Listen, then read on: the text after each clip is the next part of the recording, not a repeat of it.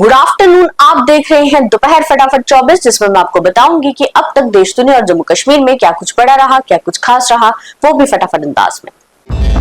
India गठबंधन की बैठक में शामिल होने कॉन्स्टिट्यूशन क्लब पहुंचे जम्मू कश्मीर के मुख्यमंत्री उमर अब्दुल्ला।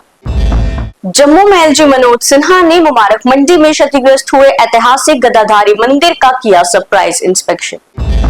जम्मू राजौरी हाईवे पर हादसा, बस सड़क से उतरी, 15 यात्री हुए घायल।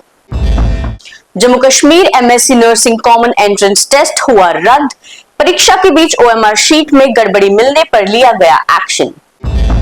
3 जुलाई से शुरू होगी अमरनाथ यात्रा, गृह मंत्री अमित शाह दिल्ली में 12 जून को करेंगे high level review meeting.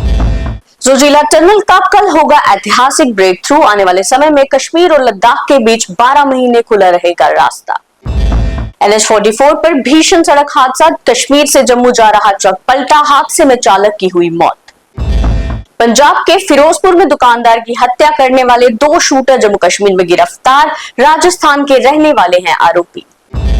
Delhi airport पर तेज हवा और आंधी तूफान के कारण एयर इंडिया के 3 प्लेन से टकराए ग्राउंड इक्विपमेंट्स, हुआ भारी नुकसान।